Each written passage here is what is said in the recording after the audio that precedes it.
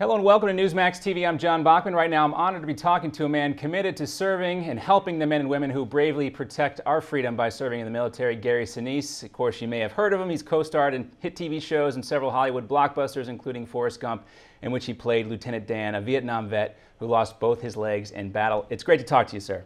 Oh, my pleasure. Thank you. Okay, today we want to focus on your tireless good works helping wounded vets through the Gary Sinise Foundation, other military advocacy organizations, including Hope for Warriors, which has a big fundraising gala coming up this month. Tell us about it and how people watching this right now can help. Well, Hope for the Warriors is one of the great organizations that I've been privileged to be supporting for, I don't know, 4 or 5 years now. It was started by a group of military wives, Robin Kelleher, and a great team of ladies run this wonderful organization. Each year they have several fundraisers throughout the year and events and things like that. But each year at their gala in Washington, D.C., I'm honored to be a part of that. I was introduced to them actually by a good friend of mine named John Vigiano, who is a retired Marine, retired New York firefighter. I met John on his my first trip to Iraq back in June of 2003. It was a big USO tour sponsored by several different groups and everything. And John was on that tour. It was a big entertainment tour, and he had lost 2 of his sons at the World Trade Center. His 2 sons, one was a firefighter, the other a police officer. They were both at the site there when the towers came down, and he lost both his boys and wanted to get on that trip to go over to show his appreciation to the men and women serving over in Iraq. And I feel it was not simply coincidence that John and I met, but some divine intervention there put us together, and he introduced me to the New York firefighter community, where I got very involved with supporting them. And then along the way, he got involved with Hope for the Warriors and asked me if I would come to their gala. This is probably 4 or 5 years ago. And I did, and been involved with this great organization that's out there serving our wounded and military families. And I'm privileged to be able to come in a couple of weeks to their gala again. And this is pretty much like a full-time job for you. I know you recently just held a big event at the Brooke Army Medical Center in San Antonio. We have some video of that event that's up on your foundation's website. Celebrity chef Robert Irvine was also there. But what's it like for you when you see the reaction and the reception you get from these men and women? I know you say it's a privilege, but it's clear you see this as a lifelong mission for you. Well, I'll tell you, I have veterans on both sides of my family, my wife's side and my side. There's veterans who have served. Her 2 brothers were in Vietnam, served in the Army. Her sister was retired as a captain in the Army, and she married a Vietnam veteran who stayed in the Army for 20-some years, and then their son now is in Afghanistan serving with the Army. On my side of the family, my dad was in the Navy. My uncles were in World War II.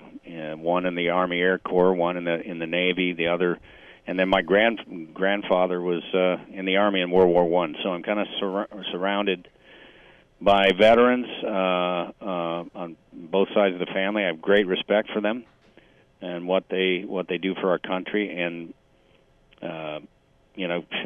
history with veterans goes back a long way. After September 11th, I decided to ramp up my support, obviously, because there was just a need. Our men and women are going out there in reaction to what happened to us on September 11th, deploying to Afghanistan and Iraq. They're getting hurt. We're losing. We're losing some. They're falling in battle, and just sitting back and not doing anything was just not in the cards for me. So I just volunteered. What can an entertainer do? And well, I thought first thing I could do is just volunteer for the USO and go visit our troops, and that's what I started doing. And then eventually having some musician pals that I played with for fun, I talked the USO into let me take them with me on a tour, and the USO was very very good about that. They were very trusting because they, you know, I'm an actor.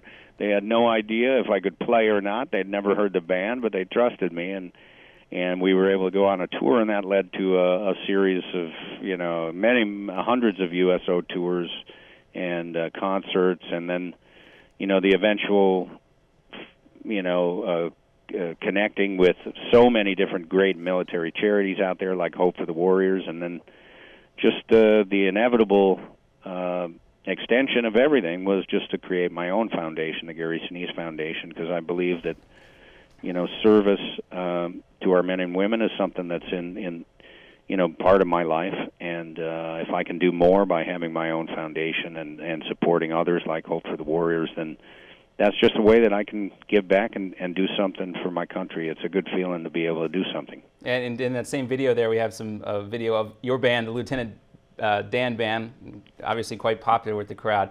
I know also, we talked about this a little bit before the interview, that you've personally given a lot of your own time and money to helping out wounded veterans, and you certainly set an example for the rest of us to follow. But at times like these, you talked about the need, the demand, it's so high. Do you ever feel overwhelmed by the needs of these men and women, especially at times like these? Well, I try, you know, the thing about me is I'm constantly on planes. I'm always going somewhere, and it's either to entertain the troops, it's either to raise awareness for military charities like Hope for the Warriors, or raise money for Gary Sinise Foundation or Hope for the Warriors, or whatever organization I'm supporting. So I do spend a lot of time because there's a lot of need. And, you know, somebody asked me what my foundation does, and I said, well, we do this, and we do that, and we do that. And they said, well, such and such a foundation does that. Why should I support you? And I said, well, you should support all of them because there's so much need out there. I mean, one foundation, one non-government organization cannot fill all these needs. The government obviously can't fill all the needs. Look what's happening with the breakdown at the VA and so many deserving veterans who can't get benefits and blah blah blah. It goes on. There's, you know. Let's talk about that a little bit more. Let's talk about that a little bit more, if you don't mind. I know in states like North Carolina, some of these vets, 7,000 of them, are having to wait over a year just to hear back on some of their disability claims. This issue is starting to finally get some more attention in the media, but in the meantime, until Congress steps in or there's more specific action taken, what can general folks, you know, the average person do to help improve the situation? Well, the average person, one thing I would recommend is look within your communities. There are communities all over the country that have veterans or Gold Star families or Blue Star families. Blue Star, obviously, you know, families with deployed troops. There are wounded in our communities around the country, and you know, rather than just saying, well, what national organization can I support? And there are some very good ones that I would recommend.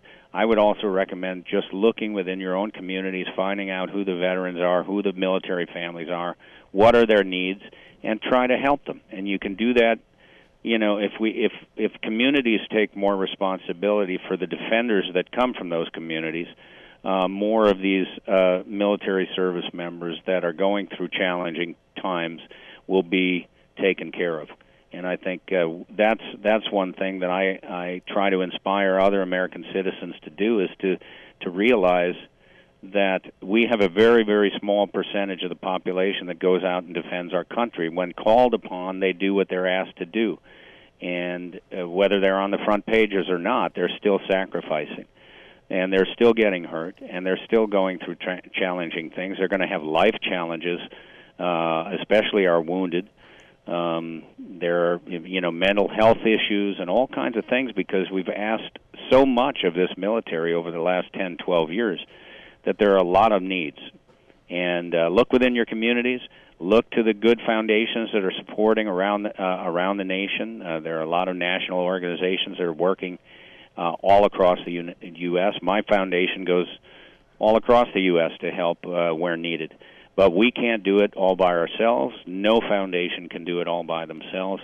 But find out what the good ones are. You can go to GarySiniseFoundation.org, and you can see the 25 or 30 foundations and organizations that I support and have supported over the years, and the ones that I think are doing some good. But there's a lot. You know, there's a lot of them out there, and some of them are doing a lot of good, and some of them are just doing smaller things in cities and towns around the country.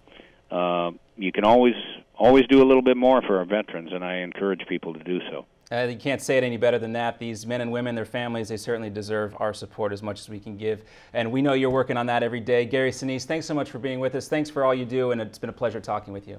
It's my pleasure. Thank you.